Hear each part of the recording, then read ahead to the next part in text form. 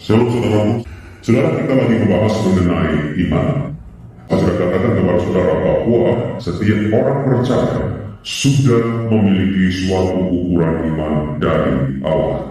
Saya ingin membacakan bagi saudara lagi di Roma pasal 12 ayat yang ketiga. Di sana Rasul Paulus berbicara kepada orang-orang Kristen di Roma, dan dia mengatakan statement ini: berdasarkan kasih karunia yang dianugerahkan kepadaku, aku berkata kepada setiap orang di antara kamu, janganlah kamu memikirkan hal-hal yang lebih tinggi daripada yang patut kamu pikirkan, tetapi hendaklah kamu berpikir begitu rupa, sehingga kamu menguasai diri, perhatikan kalimat selanjutnya, menurut ukuran iman yang dikaruniakan Allah kepada kamu masing-masing.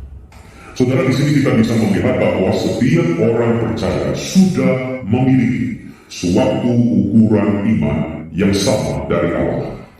Setiap orang percaya memulai perjalanan mereka dengan Tuhan dengan ukuran iman yang sama. Allah kita adalah Allah yang adil. Dia tidak memberi yang satu ukuran iman yang lebih besar dari yang lain. Ukuran iman ini memiliki potensi untuk menyalurkan kuasa Allah ke dalam setiap aspek kehidupan kita. Saudara yang kasih Tuhan, Allah mau ukuran iman yang kita miliki mengalami pertumbuhan yang sehat dan konsisten. Apakah ukuran iman ini akan mengalami pertumbuhan atau tidak, tergantung kepada diri kita sendiri, bukan Allah. Apa artinya, saudara?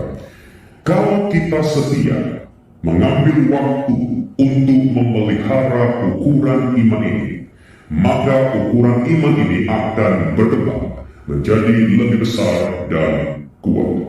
Iman yang besar memiliki kapasitas yang besar. Saudara, sekarang kita lihat Matius pasal yang ke-14.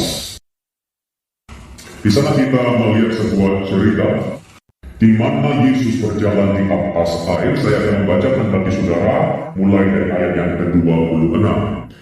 Ketika murid-muridnya melihat dia berjalan di atas air, mereka terkejut dan berseru, "Itu hantu!" Lalu berteriak-teriak karena takut. Tetapi segera Yesus berkata kepada mereka, "Tenanglah, aku ini, jangan takut."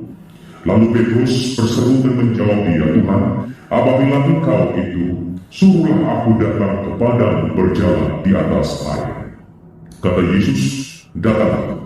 Maka Petrus turun dari perahu dan berjalan di atas air mendapatkan Yesus. Tetapi ketika dirasanya tiupan angin, takutlah dia dan mulai tenggelam, lalu berteriak, "Tuhan, tolonglah aku."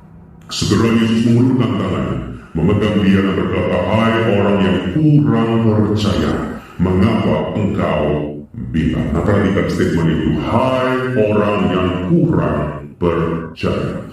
Di sini kita melihat Yesus menegur Petrus karena kurang percaya. Artinya iman itu bisa berkurang. Kita sekarang lihat Matius pasal yang ke-8. Lihat saudara, sebuah cerita lagi mengenai Yesus menyebutkan hamba seorang perwira di Kapernaum. Ayat yang ke-5. Ketika Yesus masuk ke Kapernaum, datanglah seorang perwira mendapatkan dia dan memohon kepadanya, "Tuhan, hambaku terbaring di rumah karena sakit lumpuh, dan ia sangat menderita." Yesus berkata kepadanya, "Aku akan datang menyembuhkannya." Tetapi jawab perwira itu kepadanya, "Tuhan, aku tidak layak menerima Tuhan di dalam rumahku. Katakan saja sepatah kata, maka hambaku itu akan sembuh. Sebab aku sendiri seorang bawahan, dan di bawahku ada pula prajurit. Jika aku berkata kepada salah seorang prajurit itu pergi, maka ia pergi, dan kepada seorang lagi datang, maka ia datang. Ataupun kepada hambaku kerjakanlah ini, maka ia mengerjakannya."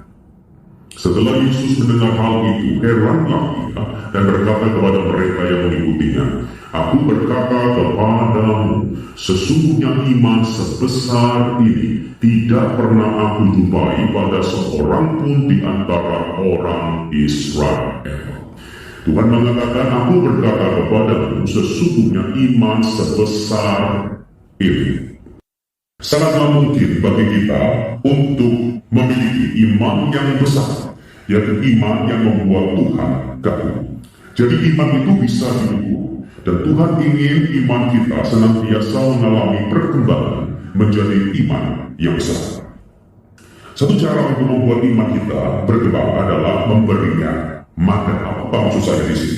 Mari kita sekarang melihat lagi surat Paulus kepada jemaat di Roma. Kita kali ini akan melihat Roma pasal yang ke-10 ayat yang ke-8. Satu cara untuk membuat iman kita berkembang adalah memberinya makan. Roma pasal yang ke-10 ayat yang ke-8, firman Allah mengatakan seperti ini. Tetapi apakah katanya ini? Firman itu dekat kepadamu, yakni di dalam mulutmu dan di dalam hatimu. Itulah firman iman yang kami beritakan. Saudara, kita melihat bahwa Paulus menyebut firman Allah sebagai firman iman. Kenapa?